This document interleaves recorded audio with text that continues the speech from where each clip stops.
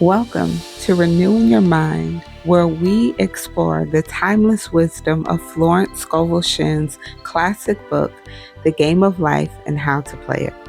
I'm Alexis, and in this series, we'll dive deep into the principles that can transform your life. Florence's teachings are all about harnessing the power of your thoughts and words to create a life of abundance, success, and joy. Whether you're looking to improve your career, relationships, or overall well-being, her insights provide you with ideas that'll help you achieve your dreams. Join me as we uncover practical strategies and inspiring stories that show just how powerful your mind can be. Subscribe now and hit the notification bell so you won't miss any episodes. Now let's jump into renewing our minds together. Chapter 10 is entitled Denials and Affirmations. And in this chapter, Florence is explaining the importance of our spoken words in our day-to-day life. She explains how using denials will help remove obstacles that were created by negative thinking, while affirmations will help establish a connection to the divine will, thus attracting the positive results that you want in your life. So she explains that everything that we desire right now is available in the divine mind. It is already perfect, it's already complete, and it's already ready for us. We must become aware of it through our thoughts, through our spoken word, through our inner knowing. Once we become aware of it, we release the energy to allow said thing or experience or circumstance to be released into this 3D realm. And it's all through just knowing that it is yours. And that is the importance of an affirmation, because we use affirmations as a way to align your thoughts with the divine truth. And it allows you to attract whatever desired outcome that you want. Now, Florence gives a blanket affirmation in the book that goes as, Infinite Spirit, open the way for my right home, my right friend, my right position. I give thanks to it now that it manifests under grace in a perfect way. Now, she points out in the book that the last sentence there is the most important sentence of the entire affirmation, because we want to make sure that we're asking for what is ours by divine right. She gives an example of a woman who wanted $1,000, and her daughter ended up getting hurt. And so it was through a settlement after she got hurt that they did indeed get the $1,000. But if you think about it, it wasn't necessarily in a perfect way or in a way that, it would be desirable.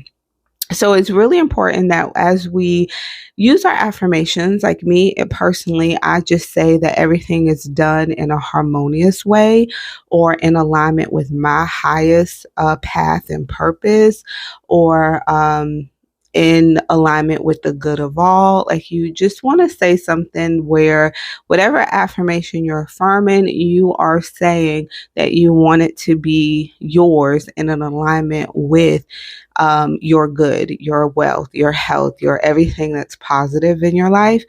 Because there are many ways to get stuff. If you want money, hey, you could rob a bank, you could steal it from someone, you could, that way, but we don't want it that way, right? We want it in a perfect way.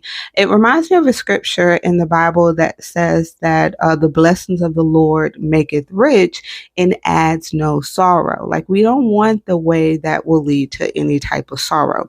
So, very important. I give thanks. It now manifests under grace in a perfect way. That's something that you can say at the end of your affirmations if you feel led to. Another point that she calls out in this chapter is the fact that it is impossible to release more than you think is possible in your life. An example of this, she did speak about a woman who believed that she could get $600. And she did indeed get the $600, but later found out that the prize was actually $1,000. But they settled on giving her 600 instead of the whole thousand. So what we want to do is make sure that we are thinking more free and open for spirit to do, or infinite creator, whatever you call God, to do exceedingly abundantly above all we can ask or think. So she points out that you are only bound by the limited expectancies of your subconscious. And so you want to enlarge those expectancies. You want to see yourself as being able to have anything, things being able to happen instantaneously, having favor everywhere you go, being completely open versus just thinking, okay, I want this new job so that I can get $100,000 a year. That puts a limit, that puts a cap. What if there's another position that you can make $500,000 a year? Will you just close yourself off to it because all you believe is that you can make $100,000 a year? So always remain open to whatever it is that you are asking from spirit. Now, there's one thing I did want to read because I absolutely loved this story. So, a poor man was walking along a road when he met a traveler who stopped him and said, "My good friend, I see you are poor. Take this gold nugget, sell it, and you will be rich all your days." The man was overjoyed at his fortune and took the nugget home. He immediately found work and became so prosperous that he did not sell the nugget. Years passed and he became a very rich man. One day he met a poor man on the road. He stopped him and said, "My good friend, I will give you this gold nugget, which, if you sell, will make you rich for life." So the beggar that he saw, he took the nugget, he had it valued, and he found it was only brass. So we see that the first man became rich through feeling and thinking the nugget was gold. So he felt his way and he thought his way into richness. So Florence also points out right here that man begins at his journey's end. And what that means is if live from the end. So whatever the thing is that you want to manifest, go ahead and jump to that timeline in your mind, in your experience, in who your day-to-day activity, and already become that version of yourself. So if it's a new house, how would you act in this new house? What kind of thoughts would you have living in this new house? How would you feel being in this new house? Go ahead and become that right now. Because in the example she gave, the gentleman already thought that he was rich just because he had the nugget. Even though the nugget was technically worthless, definitely not worth riches, he felt as though he was already rich. And so it attracted the richness to him. He had an inner knowing that all his needs were met because he had this gold nugget. So it attracted to him all his needs being met.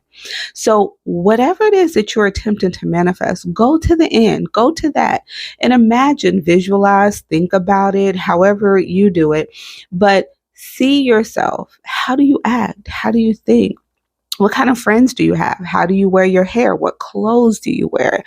What do you do throughout the day? Do you sit around and Netflix and chill all day with this new manifestation or not? Because you want to begin to implement those things in your current life and as becoming that version of you right now. And once you do that, you have to, because the world is our mirror, you have to attract it to yourself.